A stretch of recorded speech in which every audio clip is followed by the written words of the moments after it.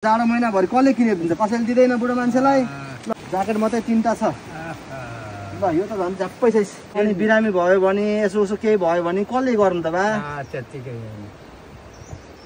भगवानले जे गर्छ नि गर्छ। मलाई चिन्नु भयो? म त्यतिखेर आएर तपाईँलाई नुहाइदिएर कपडा नयाँ कपडा लगाइदिएर अनि तपाईँलाई भाँडा ल्याइदिने मान्छे मै त हो नि। चिन्नु भयो? अब फेरि बाला यसो जाडो महिना लाग्यो केही कपडा दिउँ भनेर आएको म। जाडो महिना कपडा बालाई जाडो भयो होला। अब जाडो महिना आयो, अब किनिदिने मान्छे कोही छैन बाको। हालिदिउँ बा? खानुहुन्छ अहिले? के हो मोमो?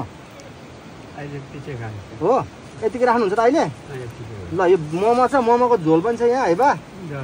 ल यो मोमोको झोल छ, मोमो छ, यो अहिले हालेर खानु है। मेरो आफ्नै भाइले केरा लगिदिनु न दादा खान्छन् होला बाले भन्नुभएको छ। यो चाहिँ खानु ल, यसले तागत आउँछ, हिँड्नलाई शक्ति दिन्छ क्या यसले बालाई है। साथीको पसल छ क्या, दाइको पसल, सपुत कपडा पसल। उहाँले पनि जाडोमा लाउने ज्याकेटहरू छ, लगिदिनु दाइ भन्नुभयो। हाफ प्यान्ट छ है, यो छ है। अनि त्यसपछिबाट यो जाडोमा लाउनलाई यो ट्र्याक छ तपाईँलाई, यसले तातो हुन्छ बा है।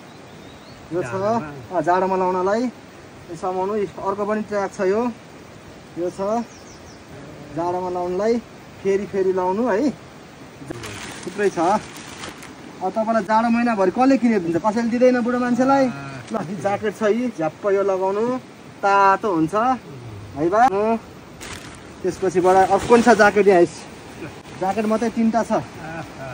ल यो त झन् झ्याप्पै छ, राम्रो छ ज्याकेट। झ्याम्म लगाउनुहोस्, जाडोमा तातो हुन्छ।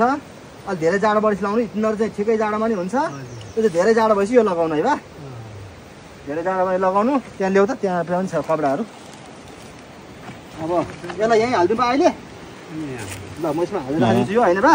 म पहिला पनि आएर बालै अनि मैले नुहाइ धुवाइ गरिदिएर कपडा सपडा नयाँ गरेर गएको थिएँ नि त बालाई। सम्झिनु भयो बा? हो त्यो मान्छे मै नै हो हजुरलाई।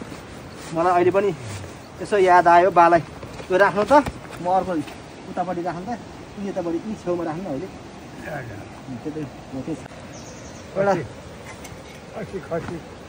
एउटा तन्दा ल्याइदिएको छु है बा। यो भेस्ट छ, यो चाहिँ तपाईँ गर्मी सरी भयो भने यसो खङलङ्ग लाएर बस्नलाई भेस्ट है। यो चाहिँ यो यसो लगाउनु, ए टन्नै छ बा, टन्नै लगाउनु, फेरि लगाउनु है। यो तन्दा चाहिँ म अहिले ओछ्याइदिन्छु बालाई है। भेस्टहरू छ, यसो गर्मी जस्तो भयो भने यो लगाउनु पाइयो होइन बा? ल यो भेस्टहरू छ। अनि रङ्गुर ल्याइदिएको छु भाइ। यो तपाईँको यो ट्र्याक जाडोमै लाउनलाई हो बा यो है। यो पनि छ। त्यसपछिबाट यो पनि ट्र्याकै हो बा। यो चाहिँ अलिक गर्मी जस्तो भयो भने यो लाउनु, शीतल हुन्छ यसले है बा।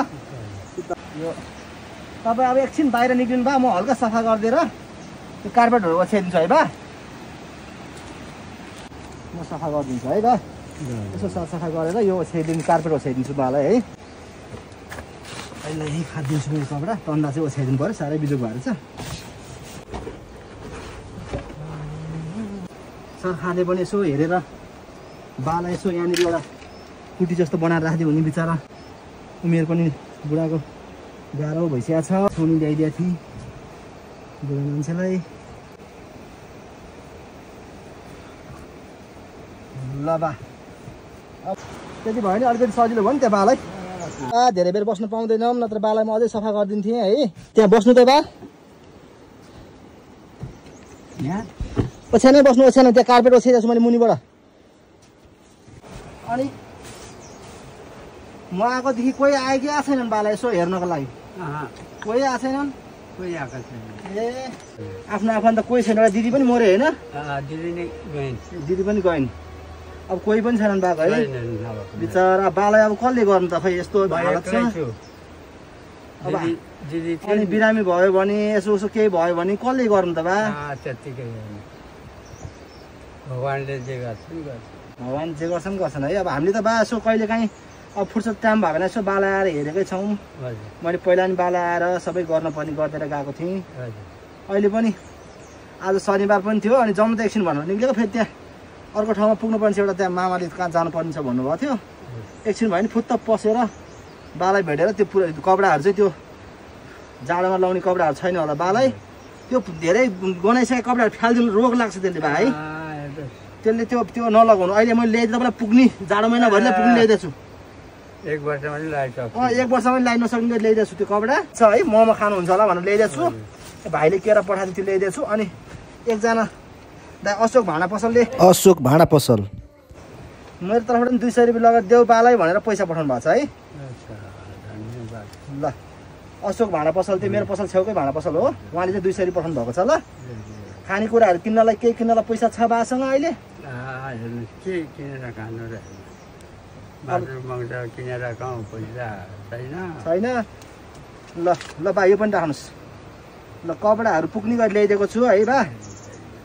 सबैलाई भरिपूर्ण होस् जयको मान्छेमा बाको आशीर्वाद लागोस्। अब कुनै दिन टाइम मिल्यो भने यसो फेरि म मिलाएर आउँछु, फेरि खानेकुराहरू लिएर आइदिन्छु। अहिले कपडाहरू ल्याइदिएँ, अहिले खानालाई अलिअलि रहेछ तपाईँको पनि यहाँ छँदै रहेछ। पछि फेरि आउँदाखेरि अब कपडा त तपाईँलाई यो वर्षलाई पुग्ने गरी ल्याइदिइहालेको छु।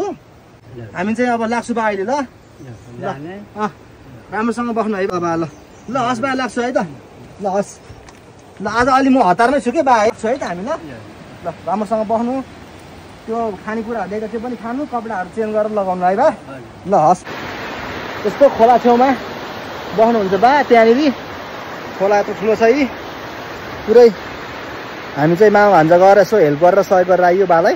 अच्छा बा यस खोलाको ठुलो खोला छ यत्रो, खोलाको छेउमा यस्तो बाटोबाट हिँडेर आएको अघि हामी। अब